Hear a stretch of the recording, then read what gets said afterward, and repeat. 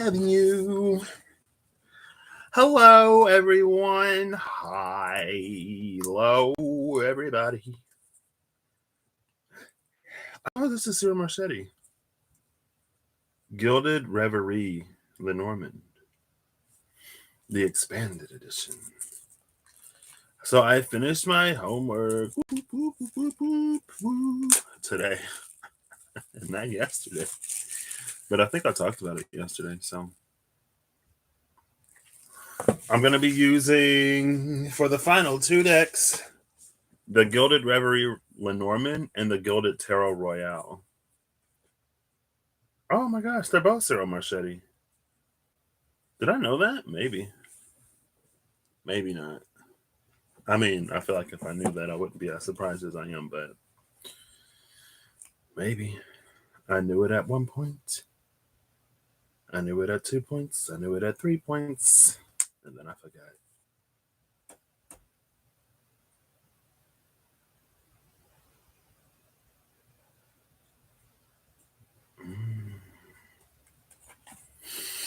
So let's see. Let's see what's up with these. Are there any, well, is this about the size of my Mirror Truth Lenormand deck? Maybe. Oh, girl, I don't even know what this is. Oof. I think that's the writer. It don't say. I would have to read the book. What's number 1, Mr. Marchetti? Is it? Yeah, it's the writer.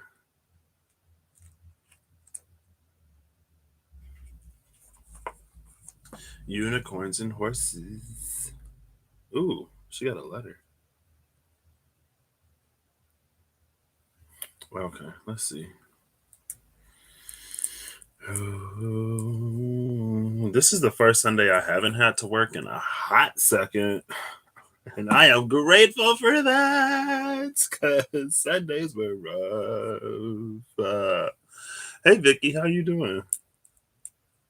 Sundays were rough. But hopefully with me not working Sundays anymore, I can finally find some semblance of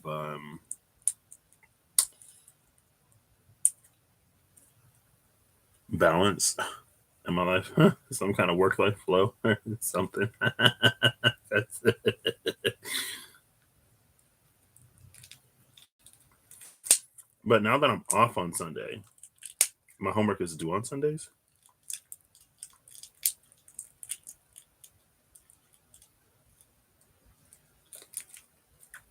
There we go.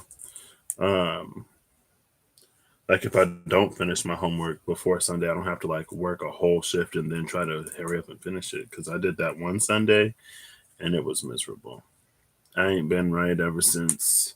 I feel like I've been trying to catch up on sleep and stuff.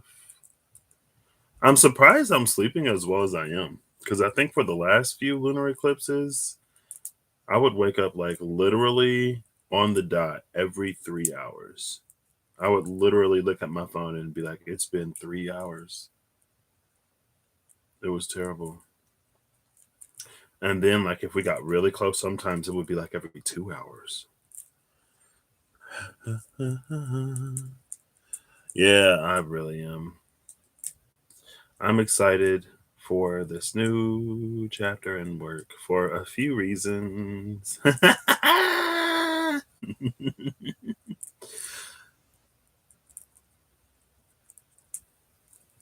But mostly because now I shouldn't have to work by myself, which makes it a lot easier to get everything done.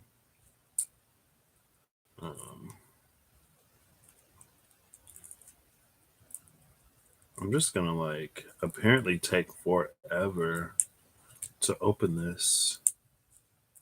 I was gonna take a shot of Jim Beam, but maybe I'll do that after this. Take a little squeak, a little swig, a swill. I'm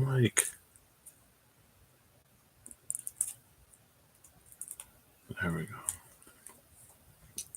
I feel like this is the most difficult deck I've had to open out of all of these. maybe in general.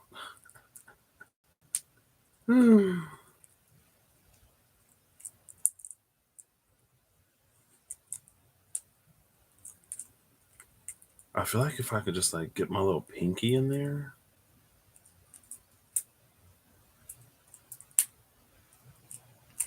There we go. I was using the wrong pinky. Hey, there we go. There we go. The Nine of Hearts, the Rider. Boom. 1, 10 is the sickle. 28 is the man.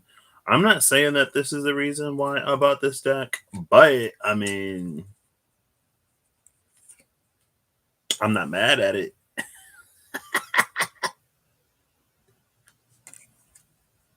Because the Gentleman card in the Mirror Truth Lenormand is like a face in the trees or something like that. And it's the Gentleman. This one's just the man. What kind of man is he? I don't know. Oh, the fish.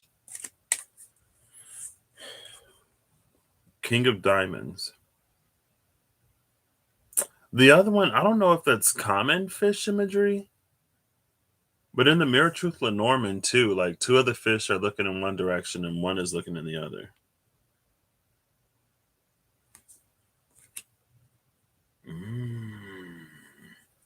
What is this? The bouquet and the ring at the bottom of the deck. What?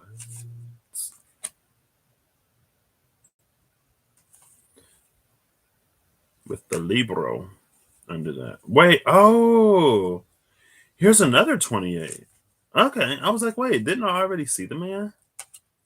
There are men in this deck, men and women. Here's the other one. Maybe it's the same man.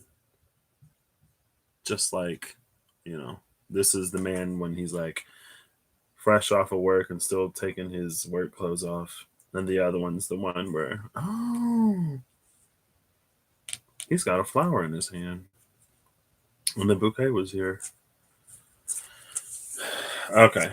I'm not going to get too far into these because somehow I want to use both of these together. But they are sticking a little bit. So I'll give them a few souffle. Okay. No, this is the expanded edition. Oh, look. See, the other man is at the bottom of the deck now. Again.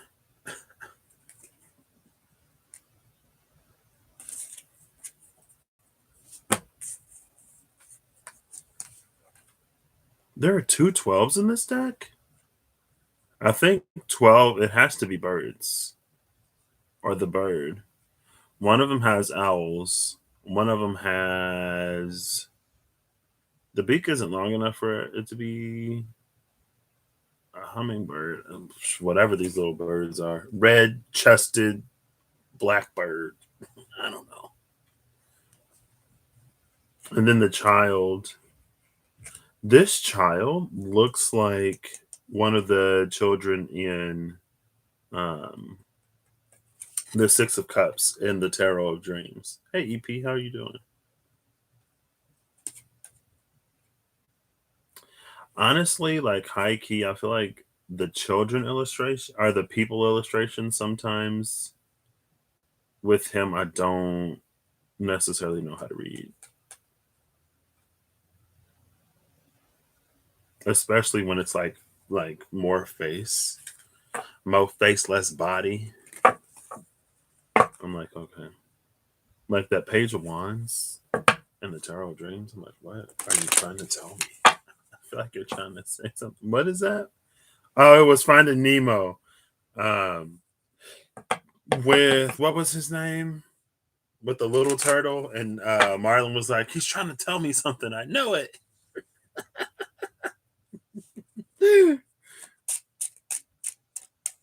Oh, glad to hear it.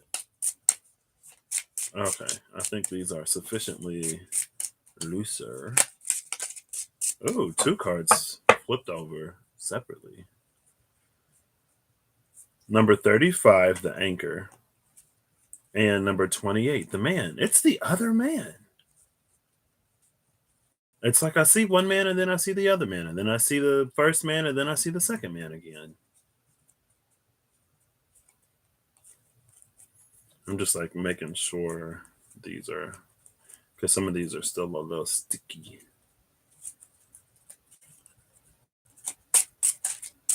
I was thinking of the anchor last week at work for some reason, and how in the tarot, the Threads of Fate tarot, the man is the emperor is the anchor because they remove gender, and so the empress is the pillar, the anchor is the emperor, and so the anchor and the man again.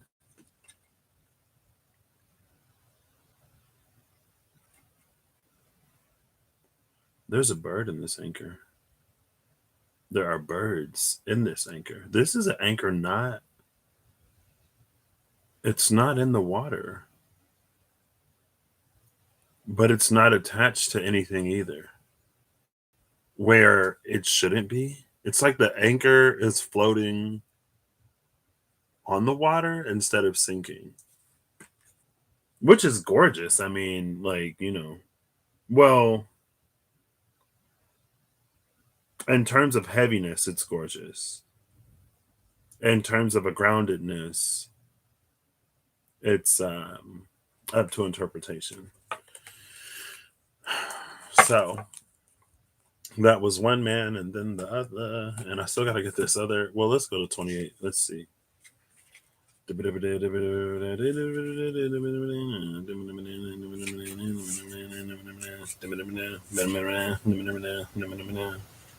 There's the man and man too.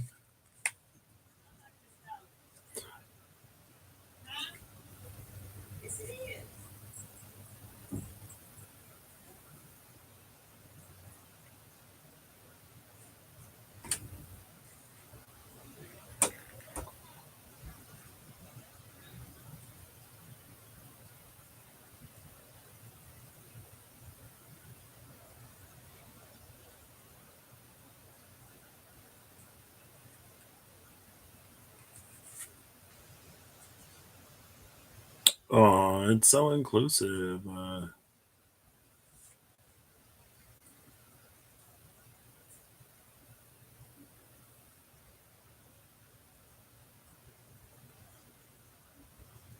Oh, I didn't even notice that. So the first man looks to the left, the second man looks to the right.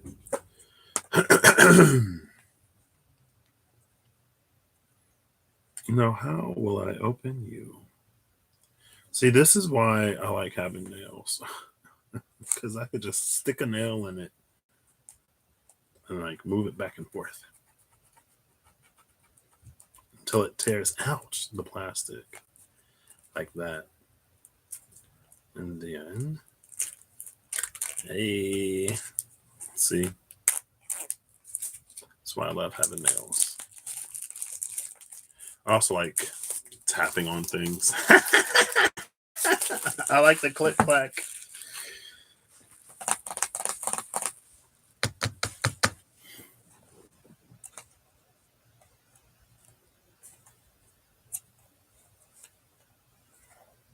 How does this open? Oh, look at this. It opens this way. Like, what? Who does that? Oof. Well, I got the first one open. Let's see if I can get the second one with relatively no problems. The Empress, creation and passion. Tap into the energy of Mother Earth and celebrate her gifts. Recognize, honor, and celebrate your senses, the physical world, and nature. The Emperor, healthy stability. Create an environment that allows you to work effectively. Seek well functioning order in your life. Appreciate the rules of society that allow a smooth and peaceful life. Okay. A tiger. Don't lose no sleep. Don't need opinions. From a selfish she. No, not today. Your game is tired. Oh, wait. I've seen these.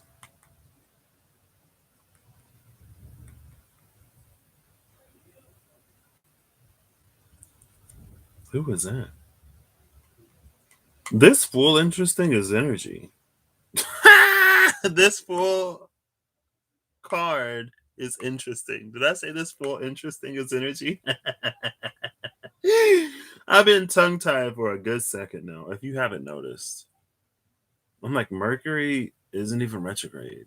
Hello? But my Mercury is, so maybe it's Neptune a few degrees away from my little pole Mercury. About as cute as. Oh, look at that. I didn't even have to bite that one. Yeah, see, these opened fairly effortlessly. About as cute as an occupants by you. What's most interesting about this fool is that I feel like it's one of the ones where the dog is like game. I feel like oftentimes the dog is like, don't do it. What are you doing? You're not a bird. You can't fly.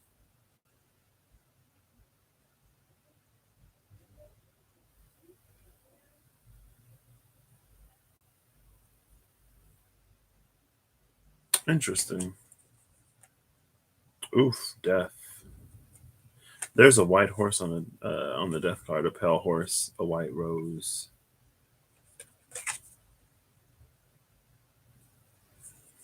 But let's see. These are different sizes, so I will not be combining them. About as cute as an old coupon. Queen of Pentacles came out at the cut with the death card. I've been talking about that Queen of Pentacles versus the Queen of Cups a lot lately. And then the Queen of Cups yesterday came out in the the Dolly Tarot. And I was like, oof.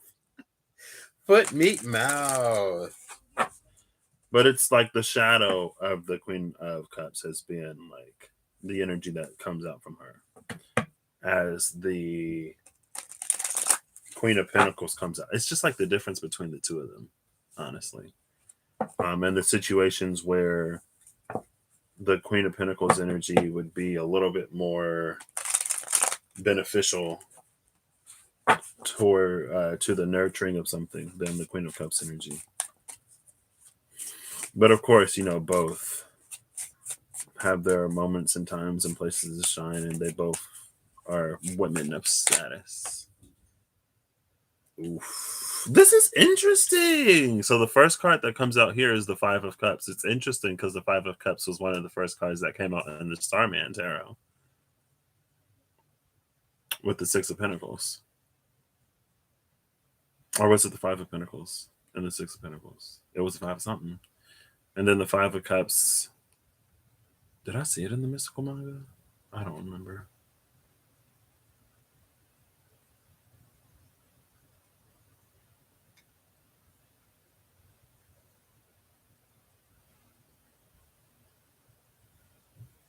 This is interesting. This Five of Cups feels like there's a very present natural abundance. Like, because, there's the two cups upright behind him, but also, like, there's a tree in blossom with a bunch of fruit on it.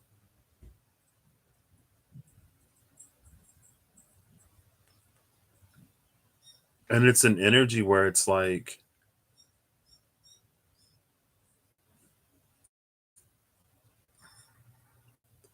this person is fighting for something. This person is standing their ground, but it's like if this were like a relationship, the other person would have already Eight of Cups walked away. But this person is still carrying the torch.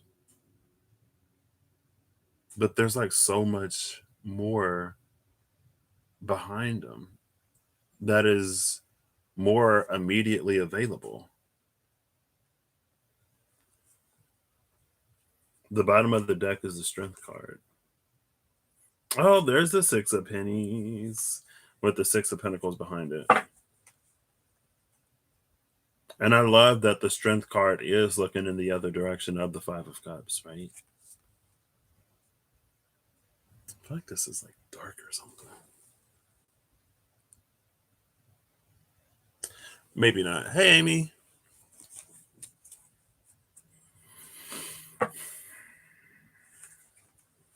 Okay, I'll give this a few more shuffles and then I don't know how this is gonna work. Oh, the Fool. The Fool with the 8. Oh, look. Oh, I didn't even notice that because I didn't look at the card. I shuffled and the 8 of Cups is at the cut. And it's with the Fool. The 8 of Cups is like on to bigger, on to better, on to more.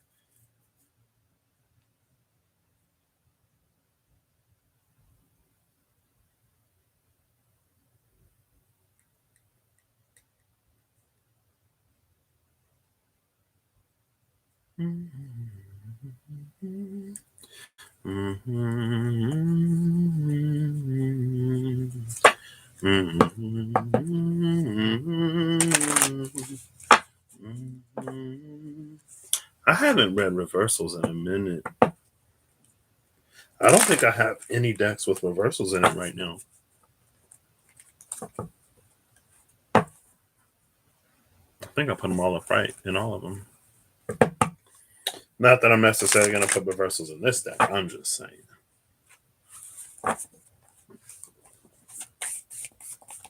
Okay.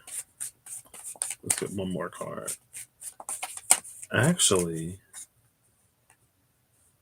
I'm going to pull the top, the middle, and the bottom. I'll pull 2 from the middle, 1 from here. I'll pull 3 from the middle, and then 1 from the bottom, actually. So I can see more of these cards. Because I get them, I use them, and then I put them away. And I'm like, wow, I didn't even look through all the cards. Let's do this one, and then the bottom. Under all of that, it's an energy that we saw yesterday. I think it's the one that we ended on. No, we ended on the King of Pentacles. The 10 of Coins is at the bottom of the deck.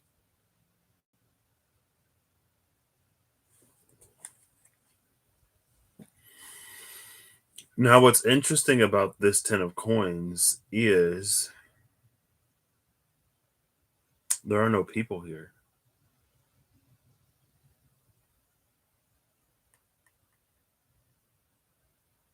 They're like mice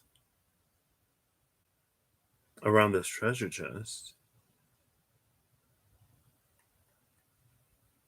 Usually the 10 of Pentacles is about family, right? And like multi-generational family. Hey, Kizzy Cat.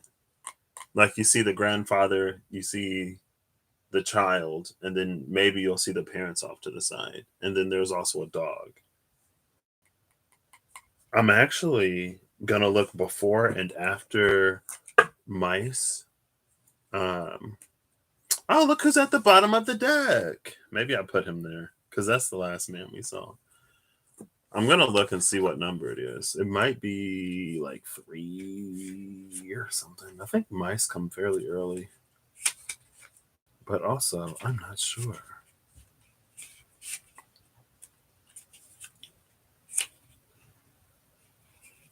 Am I gonna have to look through all of these? Yep. No, 3 is the ship.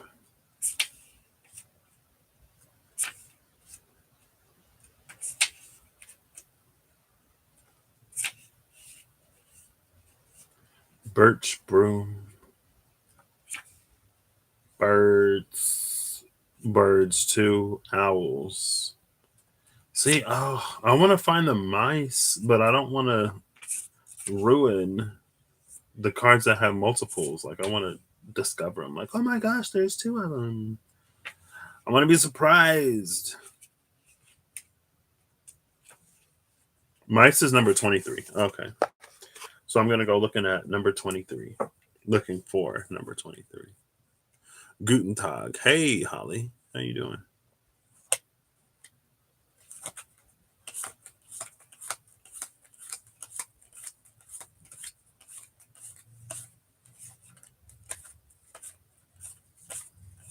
Oof. So we have 8, 23, and 24. And these need some more shuffles. What I'm going to do is I'm going to shuffle it, cut it, and then pull the top and the bottom. And I'm going to do it 5 times because there's 5 of these cards. Ooh, the 3 of Wands is behind the 10 of Pentacles. Give me a second, and then we'll see. They're both 0, so they should get along.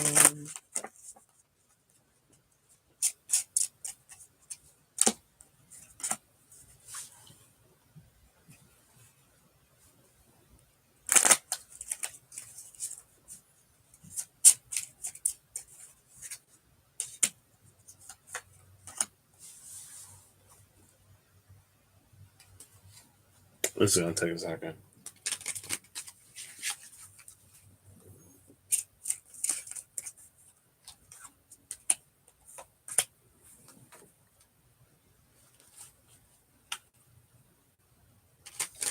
This kind of, sort of, in a way, reminds me of the collective read that Eve did yesterday.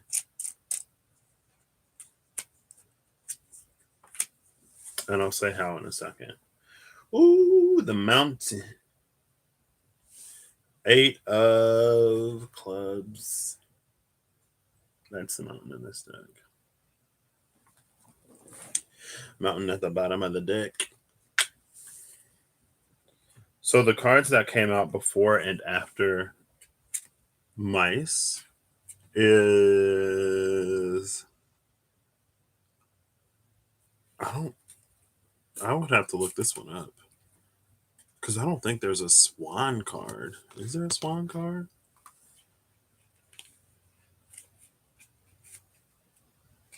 Of mice and men. Oh, it's the heart. Okay. I was like, so around mice, it's the coffin and the heart. 9 of diamonds, Jack of hearts, 7 of clubs.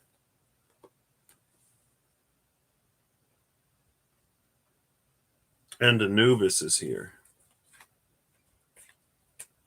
Holding the Ankh and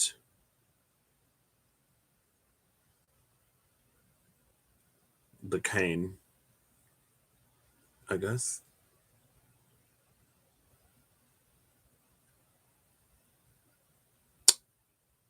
I had the dream of a lady in a sarcophagus a few nights ago.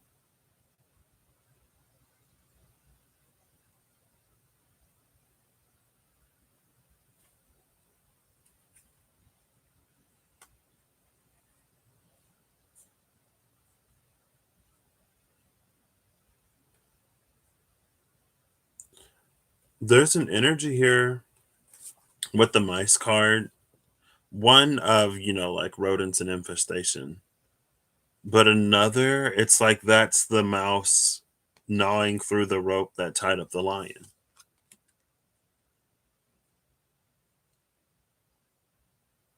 And mice energy is like it's bit by bit. Like power and numbers are small things that add up.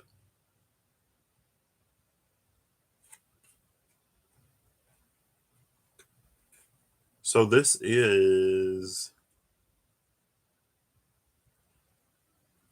some kind of heart awakening or like learning to believe in love again. Because that's what Anubis is bringing life back to the heart. Hey, Twitty. Thank you again. And so here's like the heart, the love, the fulfillment. Here's the abundance.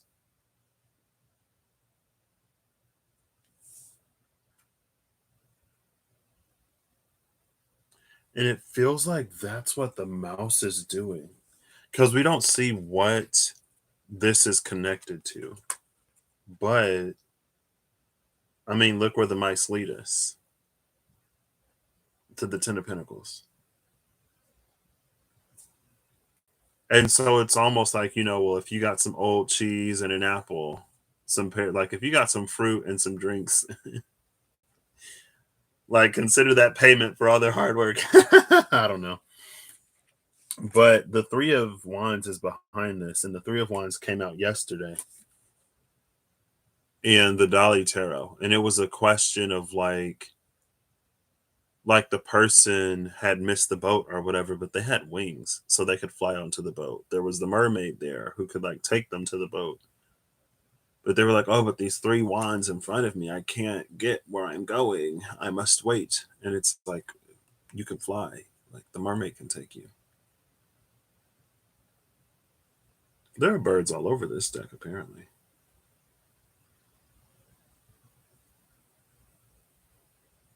Oh, see, in this card, I don't think it's that way. I think he's still on the dock. But I'm taking this, what it's looking like today is that like he's on a ship to catch up to this ship. Okay, cute. So in that way, it's an energy of like Three of Wands with the 21-3 at the bottom of the deck.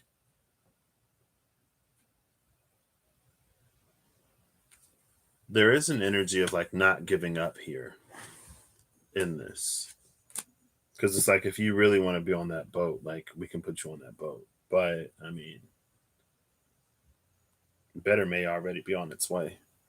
And with that better may already be on its way energy, it reminds me again of that Five of Cups, where it was like there was a person waiting for something, even though they were losing hope, even though they didn't. It's like it was reaching the point where they're starting to believe that like nothing's going to happen, but they stay there anyway. And it's like, well, everything is happening behind you. I think also, um, while it's true that we don't know how strong we have to be until we are that strong, I think there are also some times it's like with mice in the coffin, it's like little, like tiny changes that add up to huge shifts. But it's almost like you don't even realize that it's changed until you find yourself in the situation. And then you're like, whoa, like I'm not impacted by this as much as I used to be. I'm not affected as much as I used to be. I'm actually like, okay. How long have I been good? It's like, what? At some point, things just kind of sort of happen. And it's not that they just happen, but it's like the ripples connect.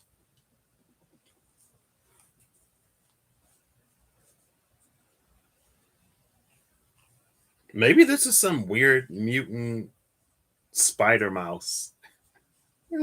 Instead of this mouse like chewing this apart, maybe the mouse is like putting it together. Like spider silk. I don't know. Who this is, excuse me. I'm using my rabbit's return through that rope at my nipple. Well, sometimes time helps. This is the Gilded Reverie, Lenormand.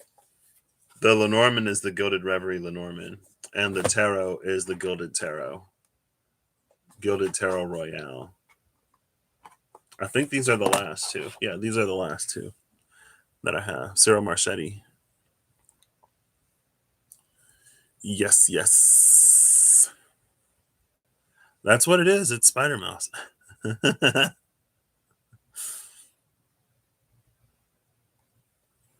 Maybe. I mean, maybe it's not. And then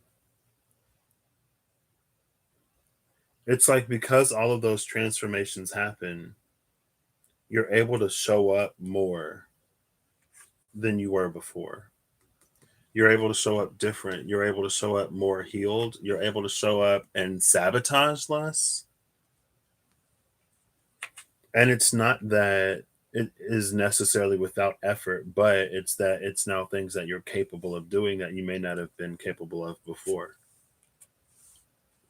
And so it's almost like at a certain point, you realize how close to that ship you are, or you realize that, like, even if you didn't get on the boat that you thought was for you, like, wherever you are, you're heading in the same direction, or you're heading in a direction that you'll enjoy.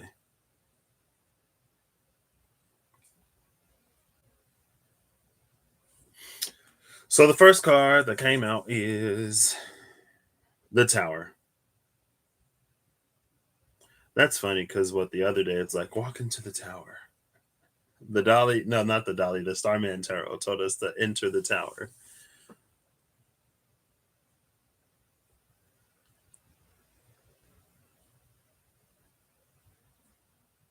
It feels though low key. The energy of this tower card, it feels like this person actually like detonated something up there and then like jumped out the window. But it's the different fool energy in this deck. Because in this deck, the fool is like floating or whatever.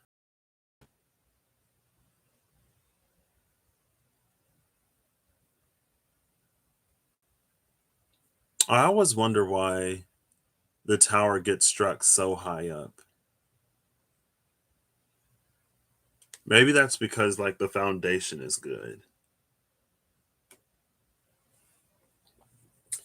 I don't know. Let's see. I'll read it from the little pamphlet that this one came with to see if I like it. To see if I like it. Excuse me.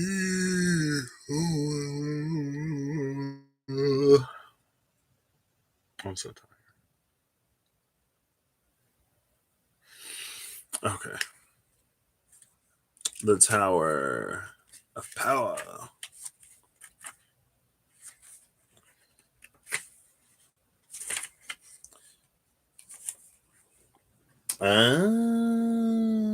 Here it is. The shattering of a belief system, an unexpected turn of events, life being overturned. Knowing the truth is good, ignorance is not really bliss. I like that first one. The shattering of a belief system. Maybe that's why the crown is falling.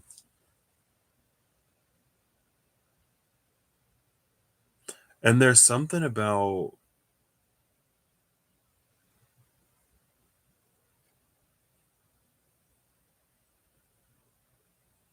like all the little lights or whatever, they're like flying out of this, the little rainbow where the impact was made. Maybe that's. So the cards that came out, it's 6 and 16. Oh, this dog is so cute.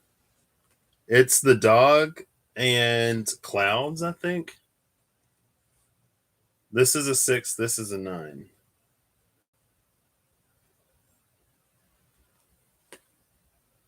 And so there's an energy here that's like, even though we may have been shaken up, or even though we're in a period of reevaluating what it is that we truly believe, even though we may be in a time of self discovery or rediscovering the self, but also reimagining the self,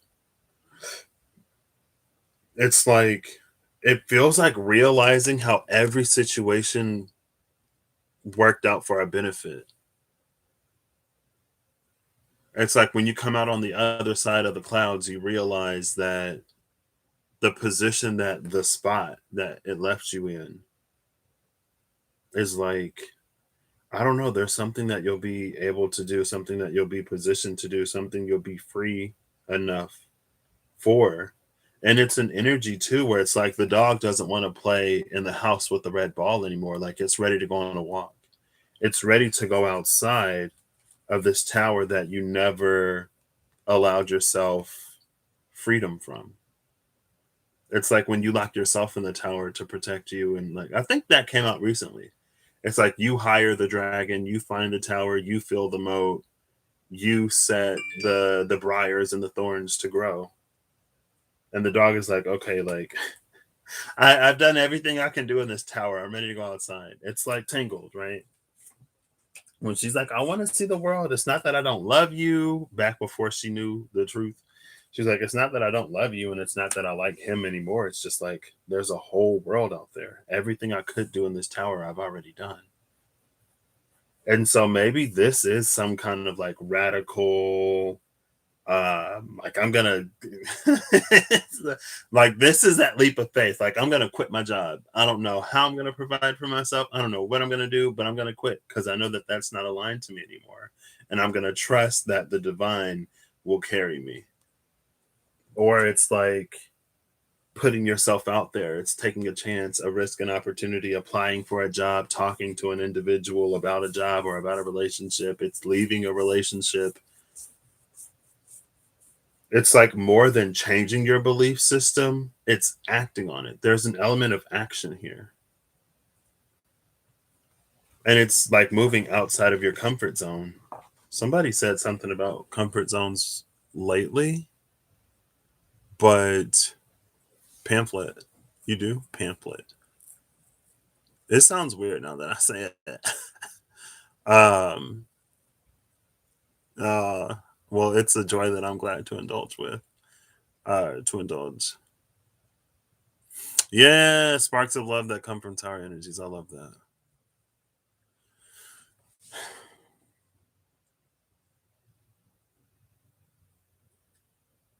Is there something else in this tower card or in the clouds?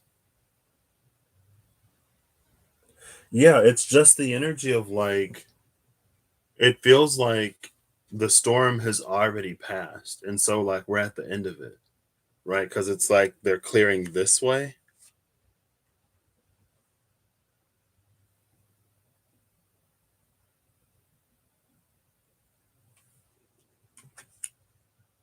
Okay. So what's next? I'm intrigued. Oof, wow. This is hilarious. I didn't comment on it.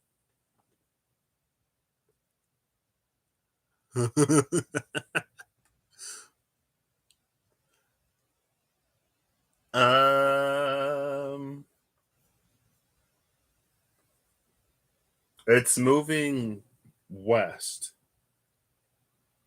Well, if I use my directionality right now, I'm facing this is north. I'm facing east right now. So it's like from my directionality looking at the card, it's moving north. It's moving from the south to the north. But like if I just look at the card, it would be like blowing from east to west.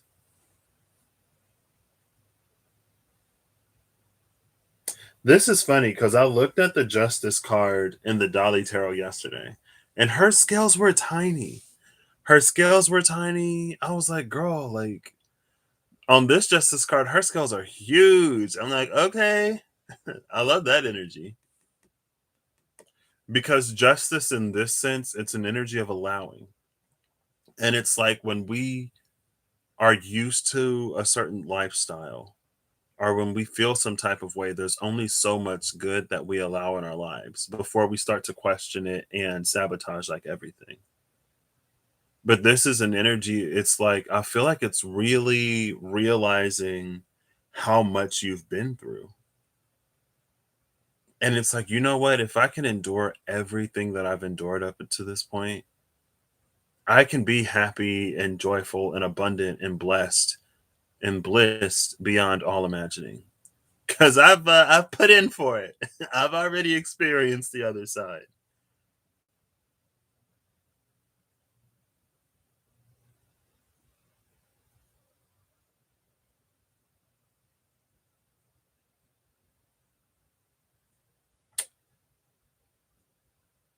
Oh, what does this remind me of?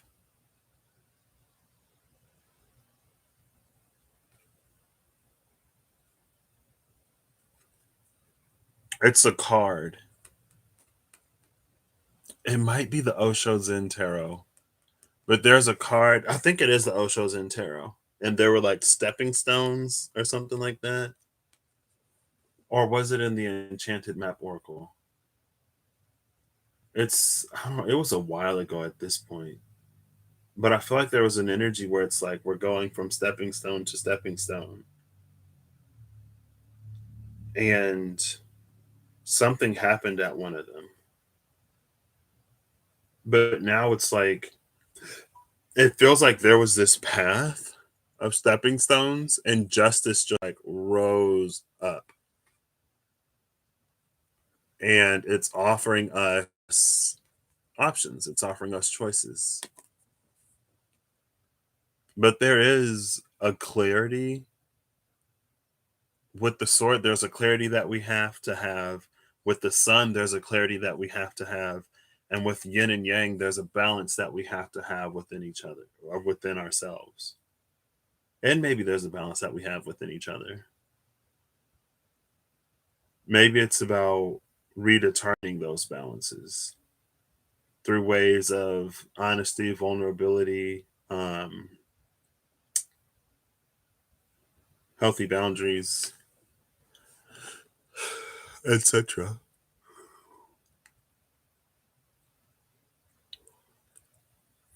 I think I've seen something similar, maybe in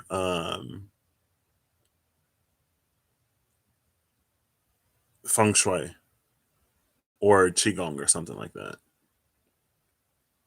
My bed is on the south corner of it's on the south wall in my room, but it faces north.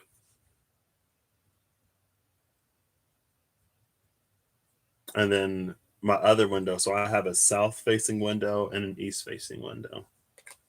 But I don't know.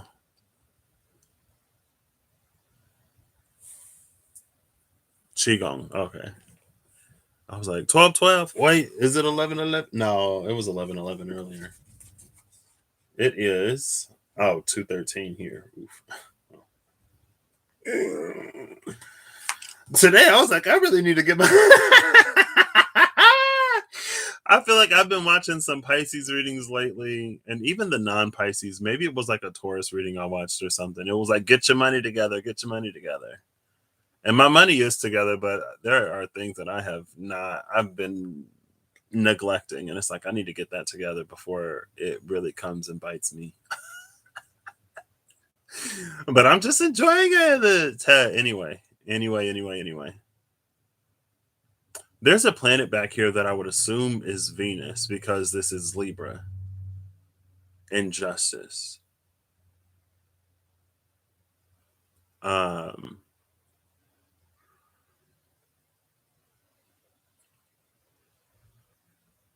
no, I think it is Venus. Because I kept seeing justice, like you see how it flares out down here. I was seeing it like she was standing on top of like in a seashell, like in the bottom of a clam, if a clam were to open up. And that's the birth of Venus.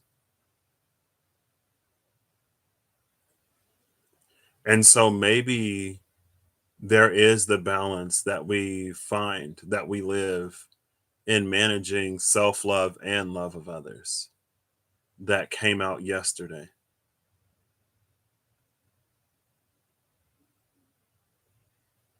And again, like that's that balance in the yin yang in the sun. So the balance in the yin yang in the sun, it's almost an energy of like we get what we allow. And so what we settle for, we experience more of. That energy came out maybe 2 days ago. Oh, wow. Wait. So the rider and the bouquet came out. And this is funny because these are what the first two cards that I saw, or they came out at some point. I was looking at them. The rider and the bouquet. The bouquet, the bouquet, the flowers, the bundle of flowers, the rider and the bundle of flowers.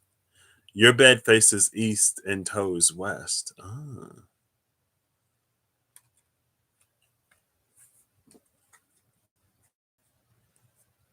yeah.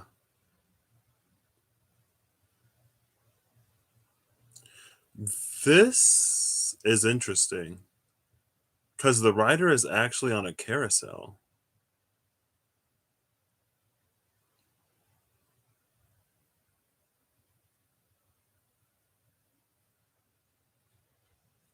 And I don't know. I guess my first thought, oh my gosh, 19 is the sun. Even though, like, I'm holding this as 91. But, still. Beginnings and endings. That's 1 and 9, right? The beginning and the end, or beginnings and completion. And then we have these doorways, these portals, these gateways that justice is offering us. And again, I feel like it's playing off the energy of the mice in the coffin. It's these like little changes and transformations that happen where we see ourselves more and more fully. We know more and more what like our worth and our value is to us. And rather intentionally or not, it's like there's an increased awareness in the situations and the people like that we give to and that we invest in. And that energy came out in this, like within these cards somewhere.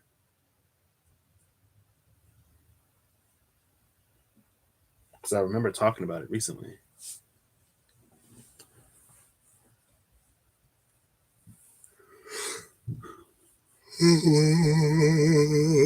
Excuse me.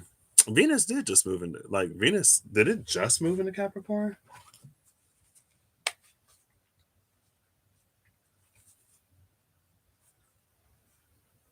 Because I feel like it did that recently.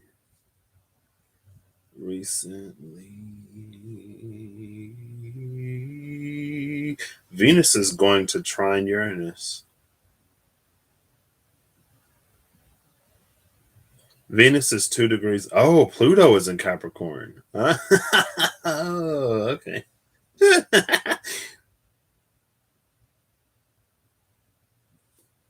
So it retrogrades in 6 weeks at 26 degrees of Capricorn.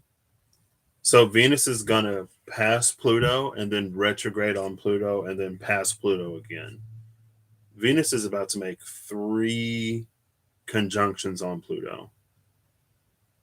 I don't know how far back it's going to retrograde. Let me see. It's going to retrograde all the way back to 11 degrees. So it's going to trine Uranus a few times too. Because right now, Uranus is retrograde at 12 degrees. So it's going to trine Uranus, retrograde, trine it again, and then move forward.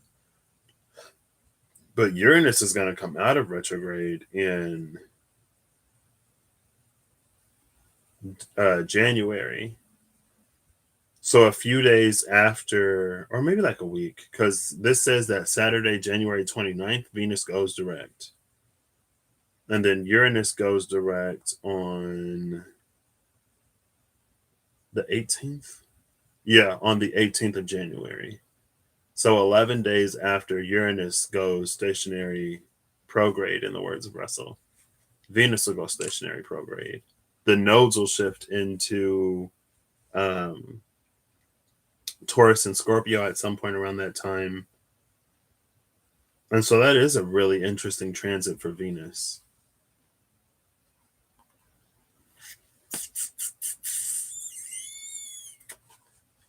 Let me see something real quick.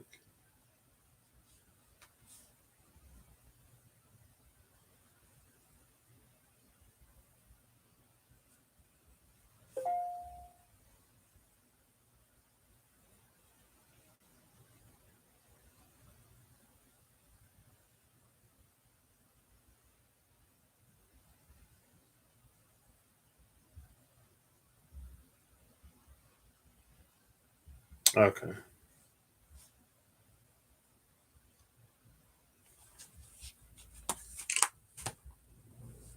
Anyway.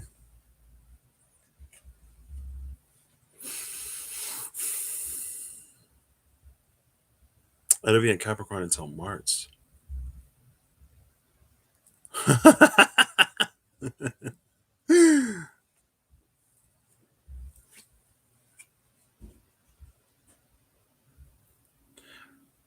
I feel like because the carousel, it feels like it speaks of cycles.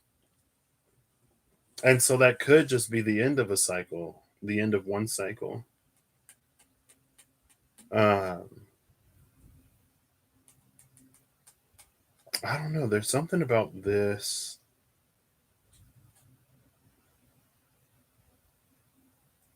that is slightly elusive.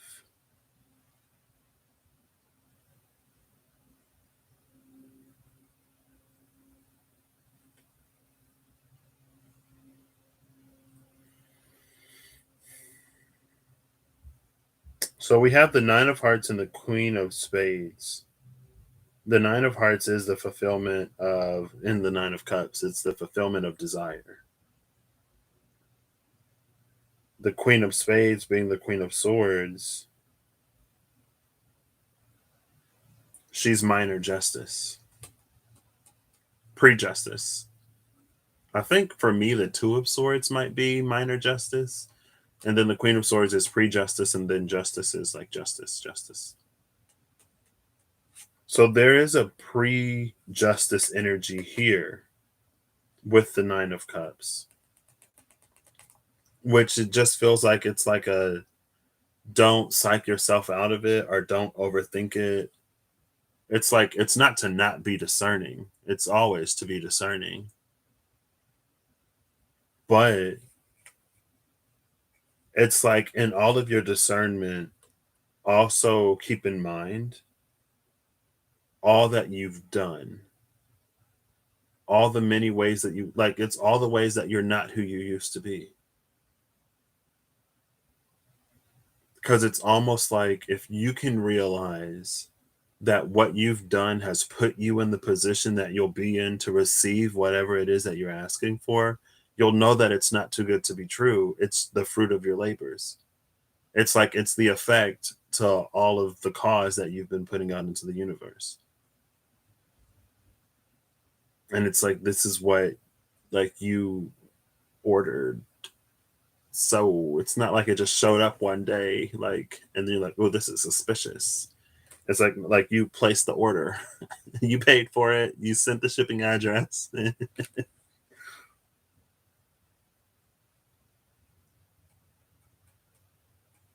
And maybe that's what this is, because with this with the carousel, there's either an energy of like the horse magically springing to life, or there's an energy of like if this person doesn't like the horse or whatever in the environment, it's like on the carousel you can get off and you can get on a different horse. And it's like I don't know, it's I can appreciate the Queen of Swords energy, but stereotypically and traditionally, it's like you're trying to wow or woo the Queen of Swords. So don't be old, bitter Queen of Swords. Be the strength of the Queen of Swords. Oh my gosh, 18 is a nine. Here's another nine. Da da da da da. Da da da da da. Do do do do.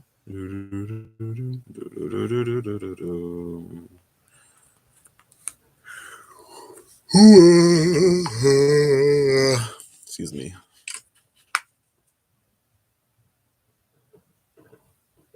Yeah. Time to rewatch Gilmore Girls. I've never seen it. Rory. Well, I've seen maybe like an episode or two. So the next, I like this. I like this a lot. Oh, and look, I told you. It's the Fool. The next card out is the Fool. So take these broken wings. And I don't know the song.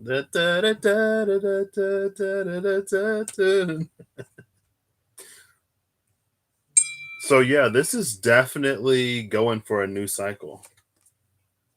It's experiencing something new. And with the totality of the zodiac, it's like,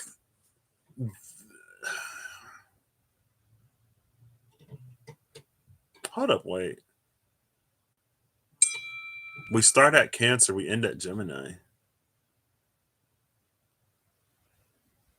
So this would have been things. It feels like a lot of impact or importance would have happened between like the nodal axis being in Cancer and the nodal axis being in Gemini. It moved into Gemini, I think on the 5th of the 5th in 2020. I think it moved into Cancer in November of 2018. Wait, I can check. This is why I love technology. Boom, boom, boom, boom. Da da da da da. Da da da da. Oh,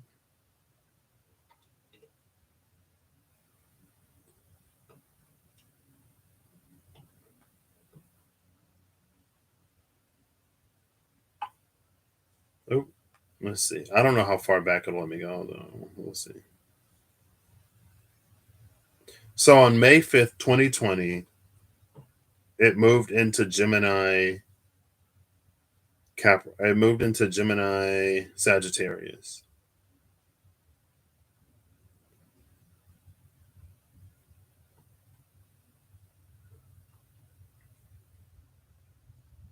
Where are my notes at? Here we go. And then on November 6th, 2018, it moved into Cancer Capricorn. So between November 6th, 2018 to May 5th, 2020, it's like there could have been something that you then build upon between November 5th, 2020 and now. And when we shift into um I think on like January 18th ish, when we shift into the nodes on Taurus, Scorpio, it's like it's the final point in that. And that's cardinal, mutable, fixed. It was cardinal in Cancer, Capricorn, mutable in Gemini, Sagittarius. It's going to go fixed when it moves into Taurus, Scorpio. And so maybe when it was cardinal, it was an energy of like wanting something new and maybe actually making progress towards it. But it's like then when it went mutable, we encounter difficulty or we encounter challenge. Now we have to like almost continue to do the thing that we were doing that was working really well for us, or to continue doing the thing that we found a new passion or joy for, to continue pouring into a hope, a dream, an idea, a healing, a process, a journey, or whatever, and still live life and still show up and still face those challenges. And then it's like when we move into a fixed nodal energy, we'll be better able to self equilibrate or mitigate. It's like because we've had practice doing it. So it's like we're able to be less affected by certain things because, it's like we've been there, we've done that. And it feels like there is something from like each zodiac sign, some piece that we carry with us or that we'll be able to use to continuously counteract and cooperate with the natural flows and forces around us. And the way that puts us in like the best possible position. And I like position more than scenario because it's like the scenario could be whatever, but how you show up in it, how you handle it, how you deal with it, how you outsource the problem, how you get help, how you buckle down and do what you got to do. It's like it'll be built upon things that like you've already gotten to do firsthand. Maybe even before you experience fully the wealth of things that you're going to come into. And it's like, well, if I could do it when I had even less, then I can do it now when I have more type of energy.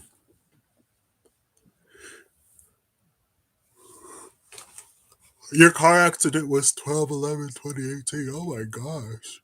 Excuse me. Oof. I told you I used to be a little astrology nut. I had my astrology moment when I was like looking at transits. I was like, oh my gosh. And then the node shifted into Gemini Sagittarius, and I was like, yeah, I'm over astrology. I'm over it. But when the nodes were in Cancer Capricorn, I started my journey. What, a few days, a week before the node shifted into Cancer. So because I was November 4th, 2018, and that was like November 6th, 2018. So at the tail end of North Node Leo, which is interesting because my Chiron is in Leo. And that's when I was like, that's when my life was like falling apart, like really falling apart. And it was like, I'm not going to survive at this rate. I got to do something. I got to do everything. And then the note shifted into Cancer and I started to do it. So, whoop, whoop for that cardinal energy. And then with the mutable energy, again, that like, I mean, part of the balance was already there before, but for me, because that was what, like, when self love was like something that I had to learn really like end of March into April.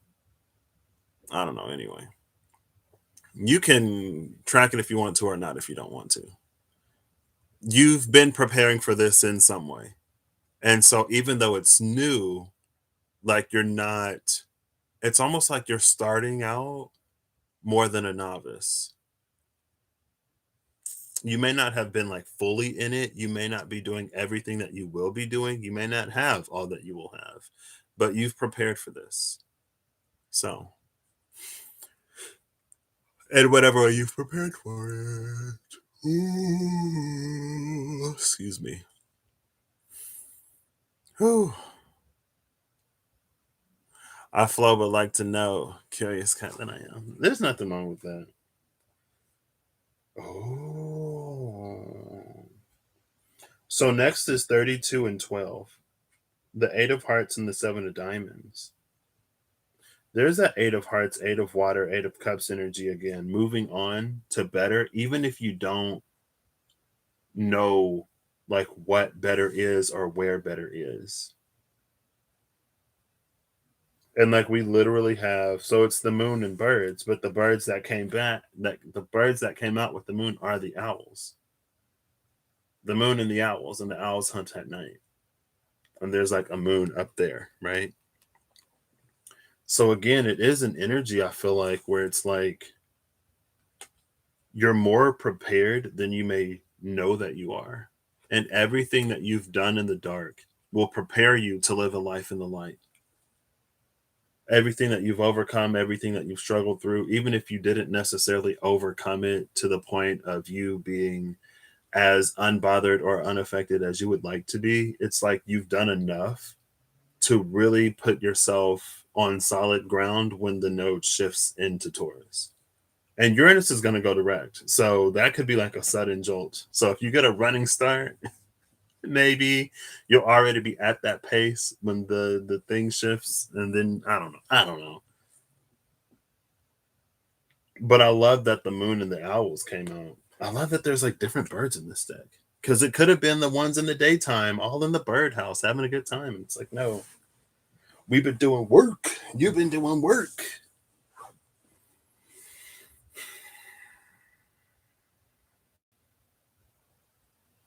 And there is something in this moon card that's very interesting. Because we see the moon looking at different cycles of the moon. And again, it's almost carrying like this zodiac energy. It's like in ways that you weren't even necessarily aware of, you've been prepared. You've been preparing yourself. And there's an astrolabe here.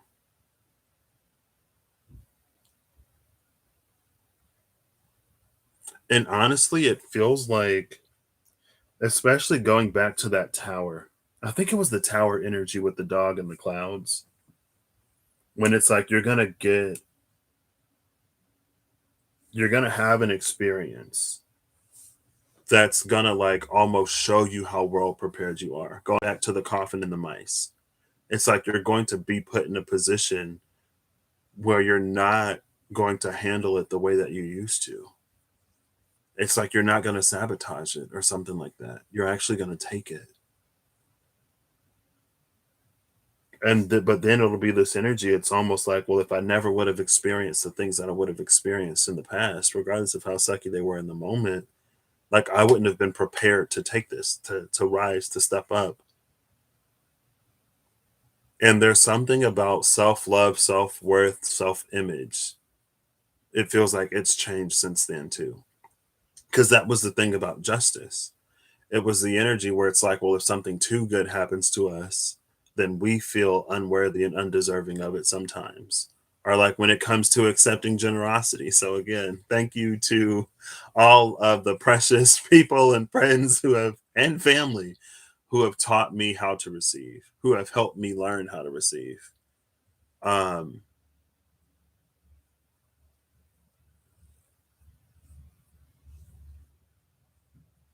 my brain just like that train of thought is gone. But it's like that's an example of it. Right. And it's like I had to learn first, it was to learn to receive a necessity from family and like close people. Then it was to learn to receive from like friends and other people for things that weren't necessarily a necessity, just like things that would have been nice to have. And now it's like,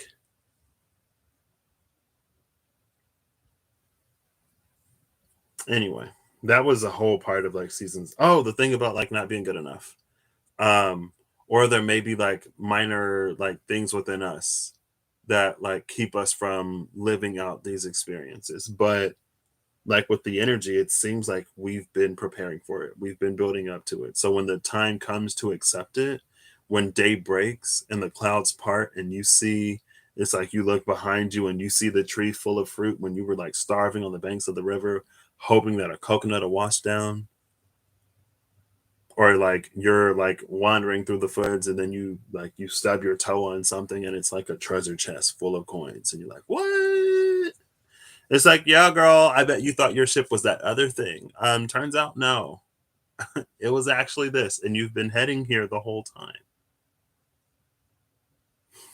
So there's two cards left. We'll see. Yeah, this is good. So let's see. Let's see what the next card is. If it's the sun, I'm a flip. Or the Wheel of Fortune. It can be the Wheel of Fortune and then the sun. I don't know. Let's see what it is. It's the Seven of Wands.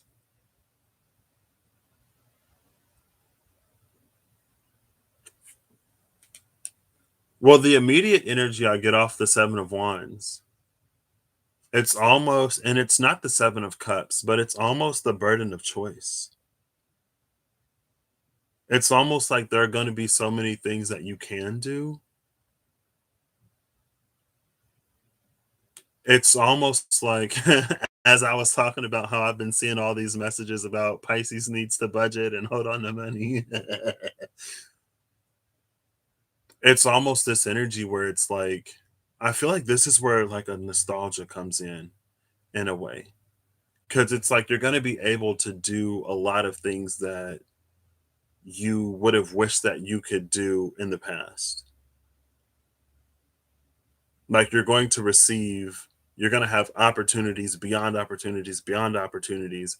And with the Seven of Wands, it's almost this energy of like choosing the opportunity that gets you where you want to go, that continues to build you. But it is also about having fun and enjoying it. It feels like there's another balance here in the Seven of Wands, where it's not to be so overly focused on the next step or where you want to go next that you're not enjoying where you are now, especially if there are things for you to enjoy now that you didn't have to enjoy before. But it's also, it's like, it's not about getting everything that you wanted in the past to the point where you make your now the fulfillment of the past, to the point where you stop moving forward onto more bigger, better, grander, and greater. And so there's another balance here in the Seven of Cups. And it's like, in the Seven of Wands, sorry. And it's like, it's not until you step through this portal, one of these portals offered by justice, that it's like, whoa, like, what do I?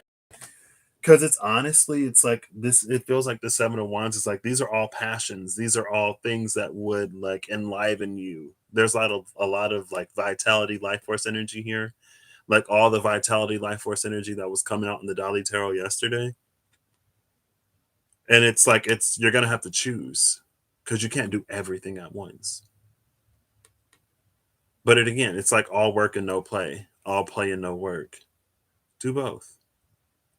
And don't, like, it's okay to, and actually pretty cool to be in a position to be able to fulfill desires that you've had for a long time. But it's like, don't forget to also look towards where you want to go moving forward.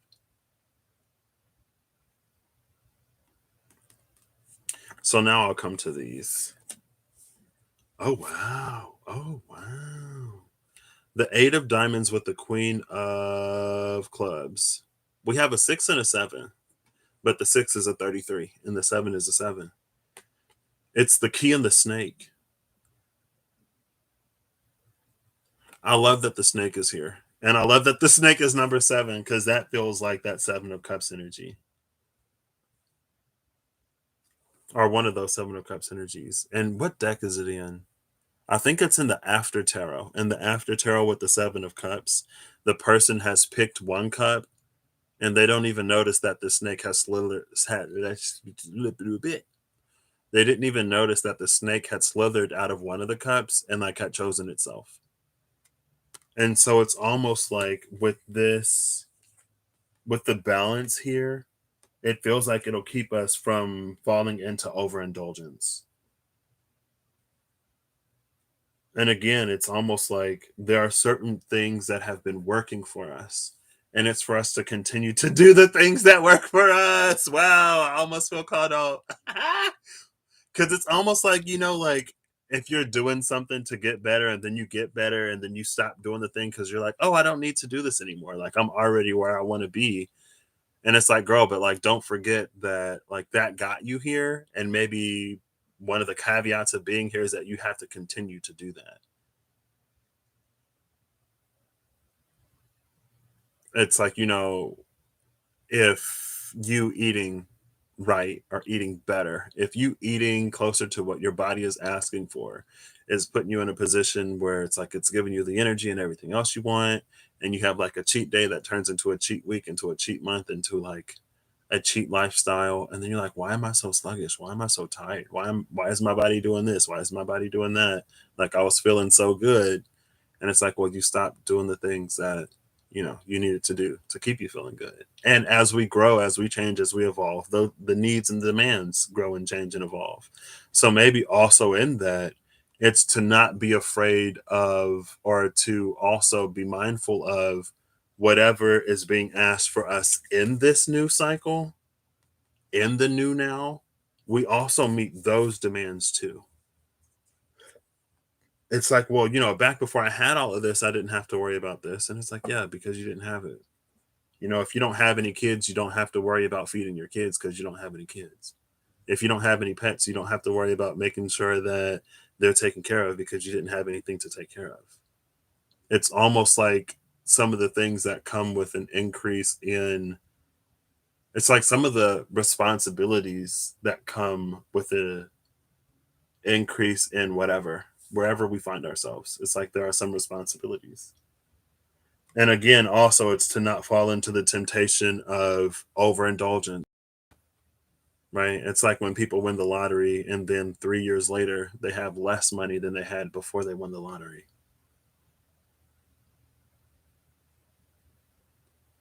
And maybe that balance, it's almost like this new cycle, this new season is going to set us up for something even more later.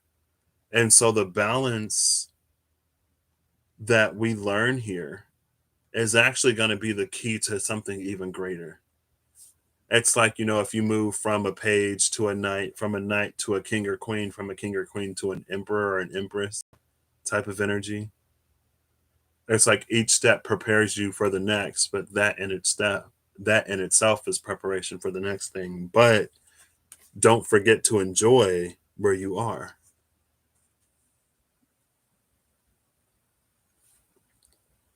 type of energy.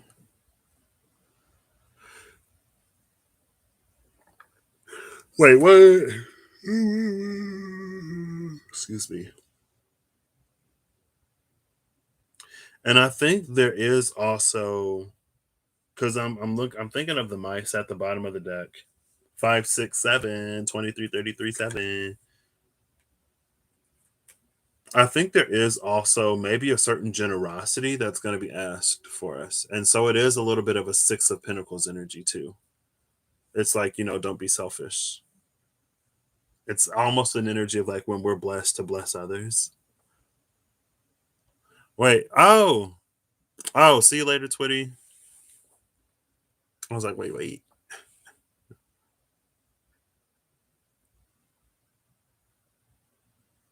And so,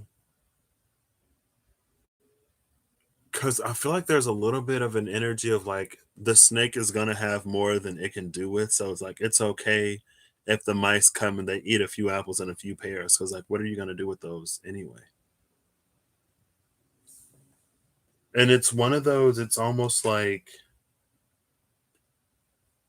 I don't know, it's one of those like how money can change people or how status can change people. And so maybe that's another thing with this 7 of Wands too. It's for us to not lose ourselves as we come into all that we will come into, for us to not change at our core. It's like we're going to change in some ways. We should like evolve, get better. It's like, different situations, environments, circumstances are going to ask for and demand and call for different things from us. And we have to continue to meet them, right? It's like if we have more responsibilities, we need to be more responsible. So some change is necessary and is to be expected, but it shouldn't come at the compromise of who we are at our core, right? It's like if you're a family person, then family should continue to be important to you. Even if you get like the promotion that you've always been wanting, that puts you in a position to provide for your family in a way that's much more than it was before. But it's like you buying people stuff, you paying for stuff is not a substitute for the love and the quality time that like you used to share with them. And so it's like don't forget that, family is important to you when everything else happens. And you'll just have to like be like, and it feels like it's almost like you wouldn't be given this opportunity, you wouldn't be put in these positions to have to sacrifice what is important to you and what you value and what you treasure. But it may require you to, again, like with that energy of establishing healthy boundaries and stuff, it's like I can't do this because I have a family to go home to. And it feels like it would be respected. You know what I mean? And if not, it's not the one for you. There will be even better. So if that is the case for you, maybe in the past you would have experienced where work or something else started to interfere with your family time, and you would have experienced in the past what your priorities in life are, to put you in a position later to be like, you know what, like I appreciate this, but if it's going to take me away from my family, I can't do it. And then they're like, oh, but like we'd really love to have you in this position. So even if it's something like, well, maybe we'll cut some of the pay off because you won't be able to be here like 24/7, but we'll still put you in this position. You'll still make more. And then maybe we can hire somebody to help you out, or maybe you can, like, if there's anyone you have in mind to help you out, then, like, they can do that. Or you get all the money and you still get to see your family. It's like it's not an either or type of thing. But it feels like the past narrative would have been one of like, oh, well, if I want this, then I have to sacrifice. Or the past experience. I don't know. So the last card that we have is interesting. It's judgment. It feels like judgment is the energy that cements this as your new life. And it's because of what I was just talking about. It's like, especially off of that Seven of Wands energy. I don't know how to explain it other than how I've already explained it. But it's like when you communicate those boundaries, when you communicate like your priorities and what's important to you, it's listened to, it's honored, it's respected. And so it's like you're in the space of judgment. Whereas it's almost like before you were at the mercy of justice, but now you're in the space of judgment. And it feels like from a certain perspective, it's almost like it would come off as like some kind of entitlement or something, but it's like it's not even that. Like if I have to compromise like my values and my, I don't want to say like ethics or morals, cuz I mean like obviously that's a part of it, but it feels more like like I love that family example cuz that's something that's important to you. Or maybe it's travel for some people, right? Maybe it's like, if I'm not going to be able to, because I know that for some people, traveling is just like it's a part of who they are. Maybe it's something else. And it's like to have to sacrifice that for more, it almost feels like the divine would never ask you to do that and would never put you on a path where that has to be the case. But we may think it's the case if we don't communicate, if we don't talk. And that's one of the things that I learned from my Libran buddy very well, that actually serves me. It serves me a lot.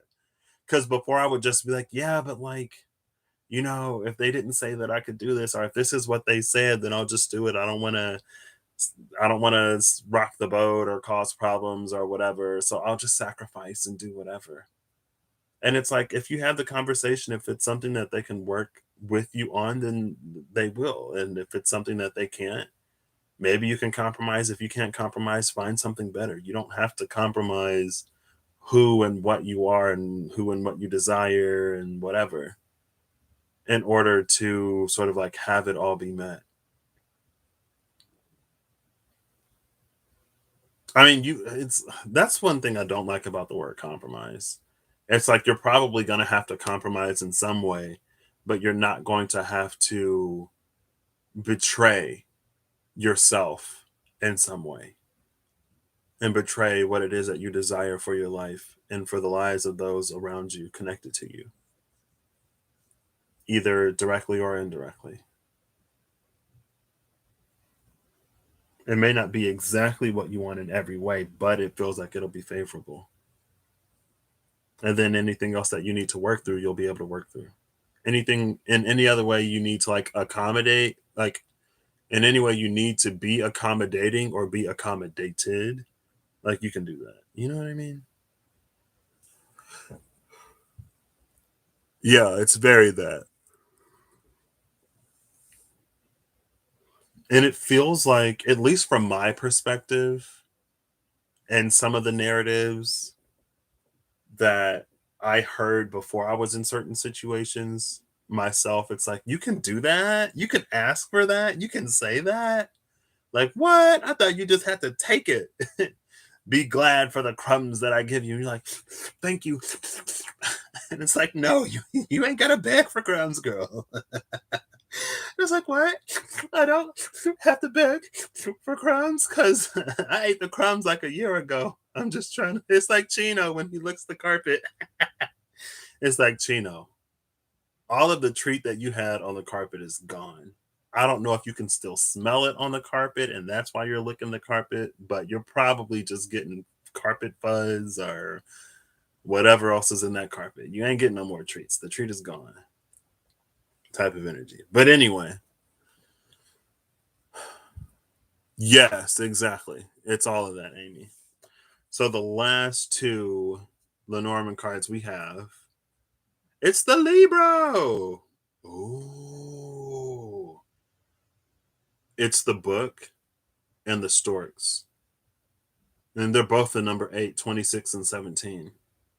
The 10 of diamonds, which is 10 of pentacles energy, and the Queen of hearts. And it's the energy. It's like,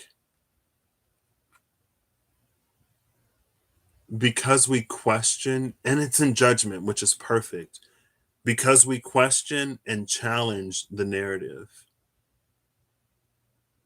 because the space that we speak from, it's not like a Queen of Swords.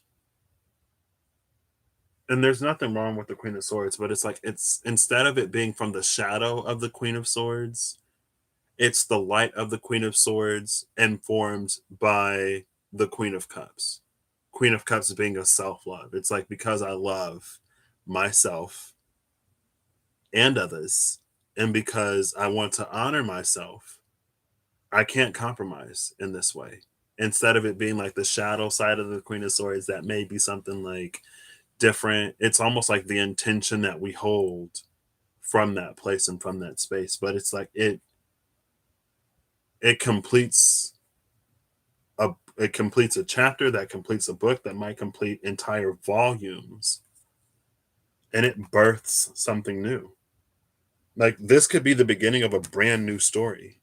All of these could be like stories that we've already like lived through. Maybe like these are ones we've already lived through. These are the ones we still have to write, and this is like the fresh book that we're on now.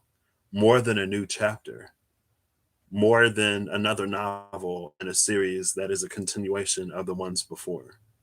Even though it's like, it is a continuation because it's our next book, but it's not, because it's like when an author writes multiple series. You know what I mean? It's a different series, but the author has still like grown because of all the works that they wrote before. You know what I mean? That's my new thing. You know what I mean?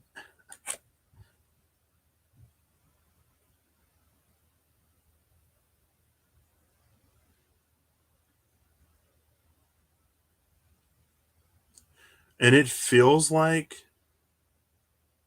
I don't know if it's in this space of judgment or after the space of judgment, but it feels like these storks are building a nest, but they don't need to go out and get the twigs to build the nest. It's like the universe brings the twigs to them.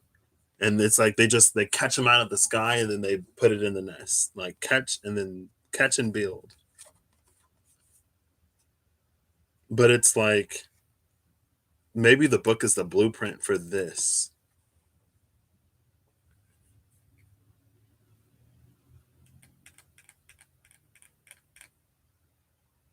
And it does feel like,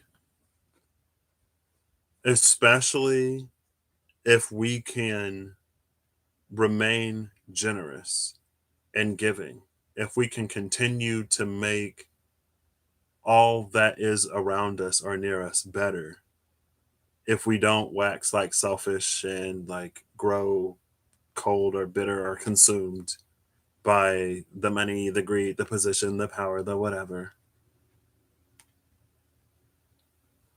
It's like we become an energy that the divine gladly supports because of what we do. And again, it's like it's going off of the Six of Pentacles energy that's like behind that, but it's not necessarily there. Because it's almost like, don't turn into a selfish butthole. Because again, it was that blessed to be a blessing, and the more we bless, the more we become anchors that ripples out from. It's like the more we receive. It's almost like we become a contact point for those new energies that want to come in.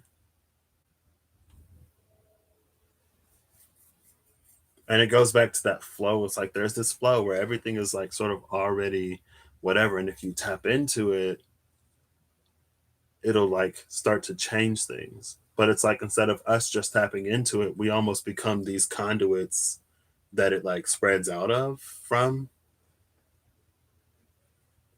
It's like we are the path of least resistance to some energies. And so it just like flows through you. And it might strike you like lightning, but it'll be fine.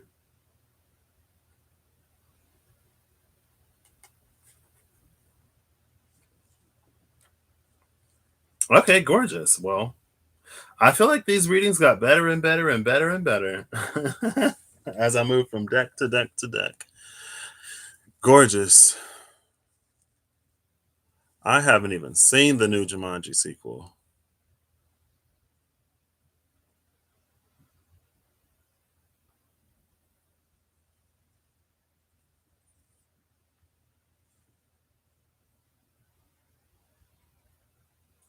And this book is locked. So it may be the space of things that have been elusive. It's like maybe it eluded us in our personal life, maybe it eluded our ancestors and our ancestral history, maybe it eluded Earth. Oh my gosh.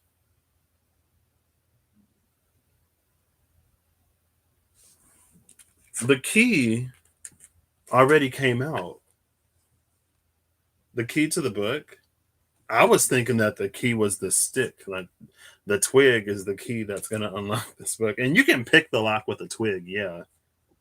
But the key already came out under the Seven of Wands. But that's again, it's like that's how these energies are connected. When it's like this is us being like, I'm not going to tolerate this, I will that. I don't want this, I do want that. We come into this space of judgment. That's the key to unlocking this new story. And it's the natural progression to everything. It's like the natural outcome of everything that we've been working towards healing, preparing ourselves for, all the shadow work, everything.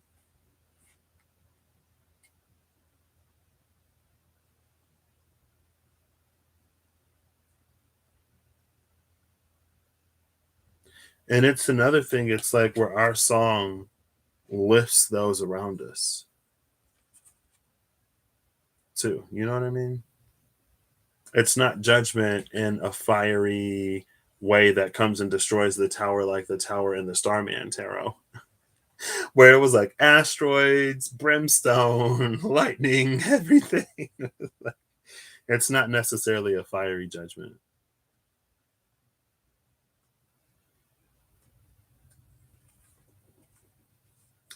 Okay. Gorgeous. I can get down with that energy. I can also go for a nap. Apparently. I want some good food. I go eat with my grandma because I'll be talking to my mom and I'll be like, I feel like I can treat the family to something to eat. And I'll talk about it forever. I see my grandma like every weekend at this point. Last Friday, because I'll spend like all day with her, and I'm like, I'm trying to get my homework done. So last Friday, I had a thought to call her, but I was like, you know what? Like, I don't want to be gone all day because I'm tired and I got stuff to do. And then she called me and she was like, "Oh, what's going on? It's Friday. I didn't get a call from you." I was like, "Yeah, I'm trying to do my homework today." So. But I'll go eat with my grandma. And my mom was like, because I posted something on my Instagram. I went to Applebee's with my grandma and I got a spooky sip. And she was like, she was like, "I could have got some food." And I was like, "You talk about eating." She actually eats. And I sent my mom a message earlier today. I was like, "Who trying to eat today?" And then I sent her another message. I was like, "See, this is why I go eat with my grandma, because you be playing games. And I'm trying to get some food." But we'll see. We'll see. We'll see. I didn't get any bubble tea Friday because the place would have been closed. So, all right, I have put all the cards back. I'm gonna shuffle them a little bit more. Aw, the dog and the stork at the cut. The dog and the stork. We started with the dog, with the clouds in the tower. We end with the stork, and it was that energy. It's like you're. It's gonna reach the point where you're gonna see how everything has led you to that position. Even the challenges, even the things that you didn't know if you'd ever make it through. So thank you, dog, for reminding me that you've been there this whole time. Oh my gosh, that dog is so adorable. Oops, no problem, Amy. I do. I love grandmas and moms. Oh, well, look who came out. Oh, this is cute. It's so cute. This dude came out again. The one holding the rose. Like, are they ready yet? Because I've been waiting. It's like, we ready. And then the birds there. This is the daytime birds, though, not the owls that we saw in the other one. And then on the other side of this, it's like, this is that new story. And it's like, it's ready to be written, it's ready to begin. This is the most like family birds card I've ever seen. And it feels like, because I think sometimes, especially with some relationship dynamics, it's like there are certain freedoms that we lose whenever we commit to a job or a person, because to commit to something is to almost by nature put yourself in a space of rejecting other things. But it's like there is no happiness, there is no joy, there is no freedom that is sacrificed in this. This is the gentleman that will never ask you to sacrifice your happiness, your joy, or your freedom. And it's almost like everything else demanded sacrifice in some way. Again, going back to the whole like job thing, right? It's like I took a job one time that took me away from my family and I regretted it. I'll never do it again. So I don't care how much you're offering, I'm not going to take it if it takes me away from my family. Now, if you talk to me like you got some sense, then maybe I can make a change. Anyway, um, yeah, that's gorgeous. This is so gorgeous. Thank you, Twitty, again. You'll watch this later. Well, I think you will. You said you would. If you do, thank you again. And thank you everyone for being here. And more than being here, thank you everyone for doing the work. Because like I love reading stuff like that. And more than I love reading it, I love experiencing it. So let me keep doing what I need to do and quit playing with my money and act like I know how to be responsible. Okay, final message from the Gilded Tarot Royale. Oh, that's quite a few.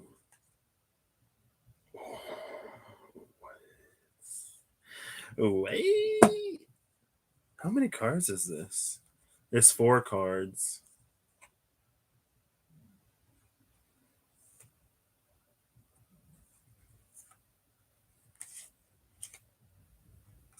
Oh, this is gorgeous.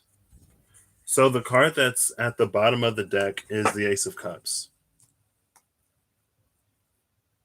And it reminds me of the moon card that was looking at all the different phases of the moon under the Fool that came out with the owl. And so it's this energy where it's like in every phase of the moon, no matter how dark it is, we continue to dictate to life, the universe, and ourselves what it is that we desire, what it is that we don't desire, what it is that we know we're worthy and deserving of, and the ways in which we're not going to compromise and settle. And so it's almost like the more consistently we can hold that light, even when it's dark outside, the more complete the experience will be.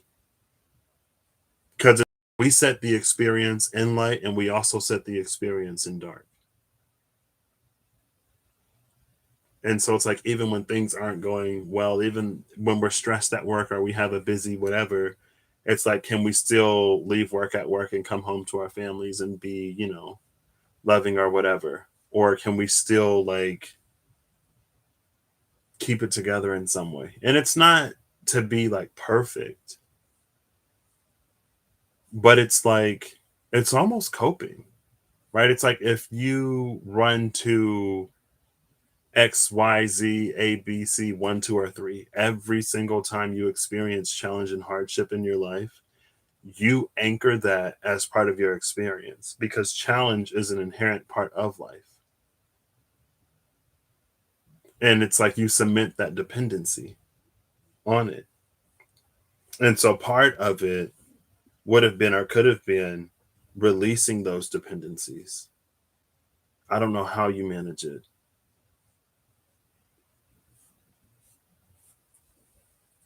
But it's like, it feels like there's an energy where like there are really, really, really good things that fall apart because of a period of difficulty or challenge. And somebody, it's like they reached the end of their rope. It's that Five of Cups energy that came out in the beginning. And it's like it reaches the point where they sort of begin to feel that they're better off alone, or better off without this, better off without that, because it becomes more of a burden than it is anything else. And it's like, when we love someone, there is understanding and compassion that we extend to them. But that's where self love also comes into play, because we can't love someone so much that we allow ourselves to be treated in ways that no one should ever be treated, let alone by someone that they claim to love or someone that they do love. And again, it's like there's a piece of it that is understanding, like, when we go through challenge or whatever, there are things that we may do or say that we wouldn't otherwise. But it's like challenge is an inherent part of life. Like, even if you're growing, there are growing pains.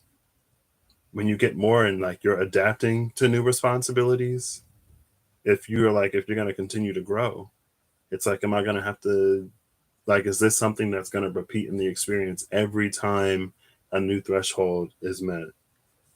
This is an energy that says no, because it's been dealt with, or it's at least better than it was. The cards that came out first, it was the Hierophant, and it feels like the Hierophant is stepping into this cosmic window. Like old Hierophant, he's like leaving his staff for the new Hierophant, but it's like old Hierophant energy, that season, that cycle is over. And the Hierophant was at the bottom of the deck when the Prince and Princess of Swords and then the Princess and Prince of Pentacles came out, and it was speaking about like old system versus new systems or whatever. So this Hierophant is on its way out, followed by the Wheel of Fortune.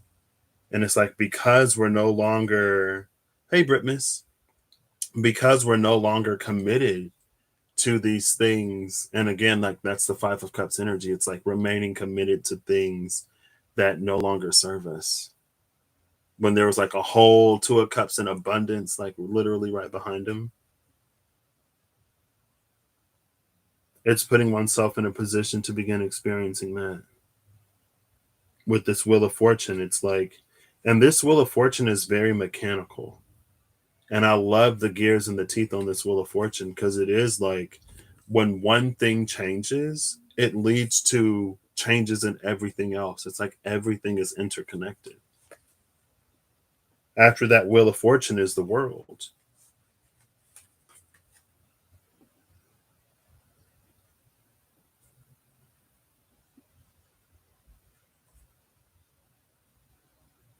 I love the see. Look, we get the lion at the top of the Wheel of Fortune and the lion in the bottom right.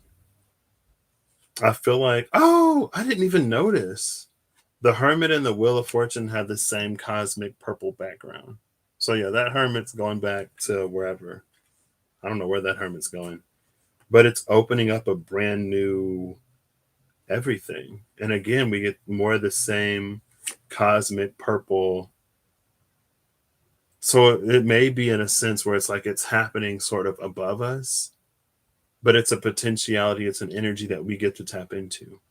Because even if everything, like how many people do you know of or see who willingly choose to live in the 18, 19, 17, whatever? It's like the world has continued to change and evolve, but they've decided to keep living the same life that they were living in the past. This is where it closes out, and it really puts us in a position to experience new and better in so many ways. And the last card is the Nine of Pentacles.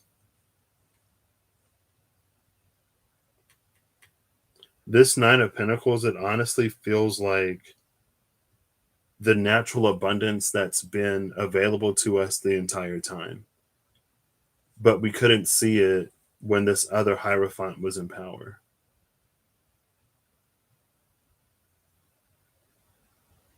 We couldn't see it when we were committed to all the things that we were committed to in the past. It's almost like we never would have allowed ourselves to be or have any of it.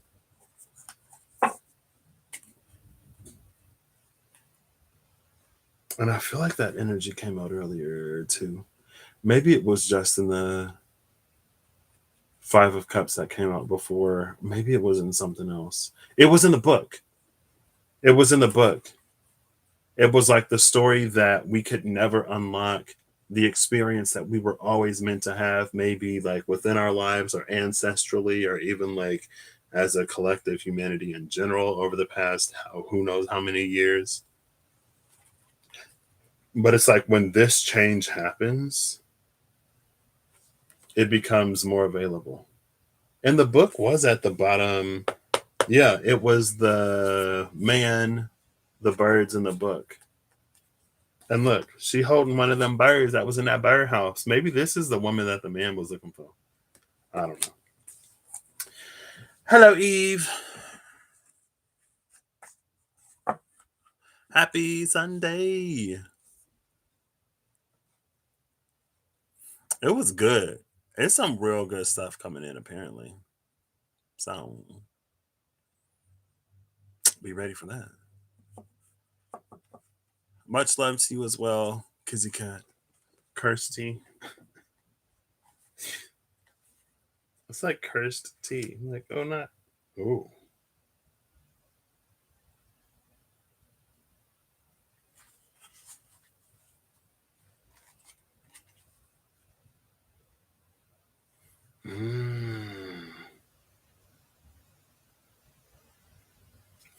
I just cut the deck and I cut it to the devil. That's why I was like, oh.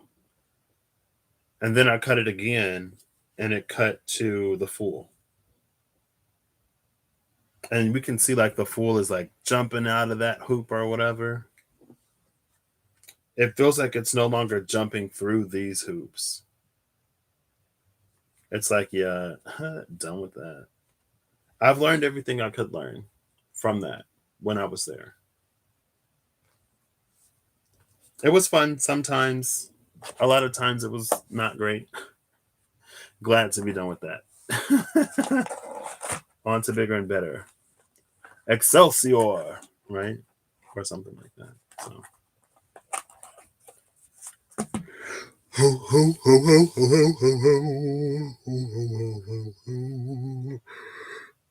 Excuse me. What? I had a Chuck from Angry Birds necklace that I tried to use as a pendulum like once. And then I just like put it away. Cause I don't know. Anyway, I hope you all, I need some food. I hope you all have a good whatever you see this. I hope you're acting online. I hope you're acting in line with everything that you wish to experience. um, and I hope that you can take the wisdom